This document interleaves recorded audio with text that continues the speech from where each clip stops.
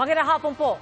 Binuksan na ang border crossing sa Rafah sa pagitan ng Egypt at Gaza at pumasok na sa Gaza ang may truck o mga truck na may dalang humanitarian aid. Pero hindi tiyak kung pwede na ring tumawid ang mga dayuhang tumatakas sa gyera kasama ng mga Pilipino.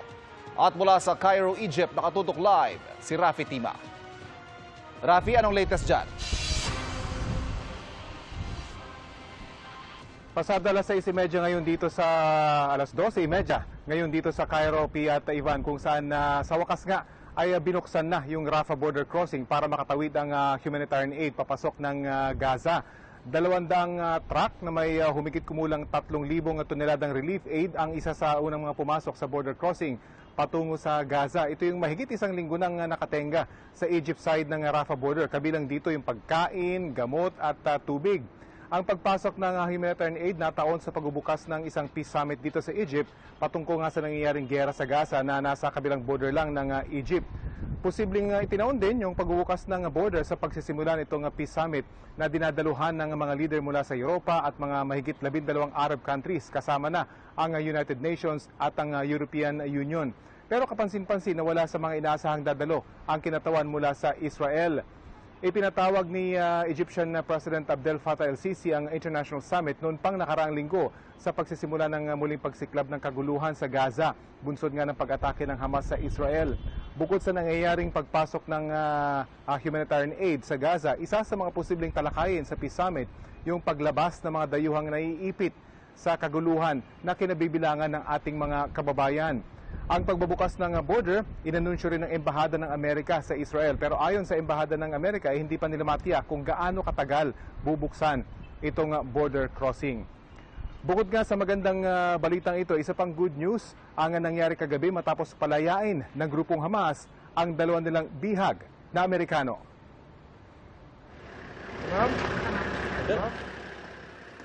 2 linggo matapos umatake, may pinalaya ng hostage ang Hamas. Kita sa video nila ang pag-alalay ng ilang miyembro ng Hamas sa mag-inang bihag paalis mula sa isang sasakyan. Tila tinanong pa ng isang Hamas member kung ayos lang ang dalawa bago sila ipasundo sa mga tauhan ng Red Cross. Nakatira sa Chicago ang dalawang Amerikanong bihag na bumibisita raw sa Israel para sa isang Jewish celebration ng Dukutin. Sila pa lang ang nakalaya mula sa mga hostage ng Hamas nang sumalaki ang grupo sa Southern Israel noong October 7, ang simula ng panibagong giyera ng Israel at Hamas. Nauna nang nangako ang bansang Israel na uubusin ng Hamas na lumusob sa Gaza at kumubkob sa ilan nilang teritoryo. Mahigit 1,000 Israeli ang namatay na karamihan daw ay mga sibilyan. Sunod-sunod ang pag-atake ng Israel. Sa datos ng Palestinian Health Ministry, umabot na sa mahigit 4,000 Palestinian ang namatay dahil sa ganti ng Israel. Ilan sa mga nasawi, mga bata. Sa pakikipag-usap ko nga sa isa nating kababayan na naiipit sa Gaza, sinabi niyang palapit na ng palapit ang mga bomba sa kanilang tinutuluyan. Itago natin siya sa pangalang Diana, base sa kahilingan niyang huwag siyang pangalanan.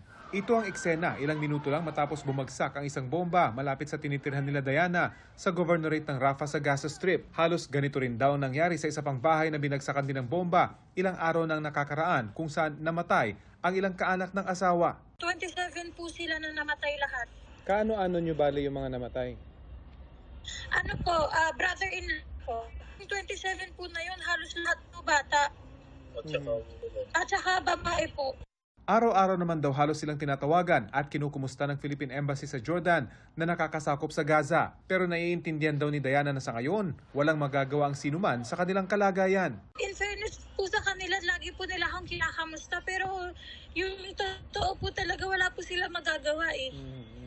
Kasi po, hindi naman po binuksan yung border. Ang ibang kamag-anak ng asawa sa mga eskwelahan nilang pansamantalang tumitira dahil sa takot na mabomba ang kanilang mga bahay. Ang masakit ayon sa asawa ni Diana, buong pamilya ang namamatay sa kaguluhang ito. Imagine in 1 minute, all the house will be pumped. Dying all. Not one or two. All family. Imagine all family it will be dying together. Ang embahada sa Jordan, hanga daw sa ipinapakitang tibay ng loob ng mga Pilipinong naiipit sa gulo sa Gaza.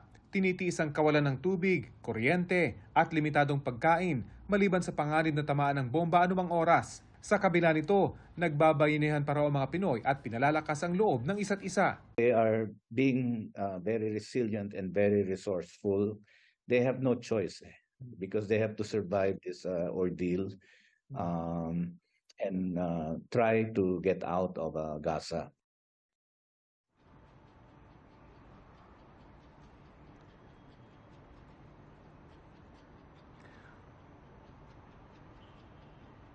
Sa ngayon nga inaasahan nating abangan natin yung mangyayari doon sa may summit, kung ano yung magiging kakalabasan ng kanilang pag-uusapan, kung hanggang kailan mabubuksan itong border crossing at kung papayagan na ba yung ating mga kababayan na makalabas mula dito sa Rafah crossing. Ivan? Yes, Rafi, magandang senyales yung pinayagan ng makalusot yung humanitarian aid, ano? Pero yung mga sibilyan, yung mga foreign nationals na naiipit dyan, na nag-aantay makalusot, meron bang ine-expect tayo na time frame within which they can decide na palusutin na at makaligtas na itong ating mga kababayan at iba pa mga foreign nationals? Sa ngayon, Ivan, talagang wala pang nakakaalam kung ano yung time frame na makakalusot na sila dahil hindi raw automatic na binuksan na itong crossing para sa mga relief goods papasok ng Gaza, ay siya namang bubuksan na itong palabas naman ng Gaza para naman sa mga foreign nationals. So lahat nag-aabang pa dito sa Cairo at maging sa embahada ng Pilipinas dyan naman sa Israel na posibleng magbigay ng go signal kung talagang bubuksan na at kung gaano katagal bubuksan itong crossing. Ang isa sa mga panawagan ng UN, Ivan, ay maging sustained yung pagpasok ng mga relief goods papasok ng Gaza. So ibig sabihin, dapat tuloy-tuloy yung bukas na ito. So posible nga naman pag tuloy-tuloy ang nabubuksan ito, ay makalabas naman na yung ating mga kababayan, 10 ng iba pang mga dayuhan na, Ivan. Mga kapuso, patuloy po nating babantayan ang mahalagang development na yan mula kay Rafi Tima. Ingat ka dyan at maraming salamat sa iyo. Live na ulat po yan mula sa Cairo, Egypt. Mga kapuso, patuloy na tumutok sa mga balita. Mag-subscribe sa GMA Integrated News sa YouTube. Sa mga kapuso abroad, samahan nyo kami sa GMA Pinoy TV at sa www.gmanews.tv.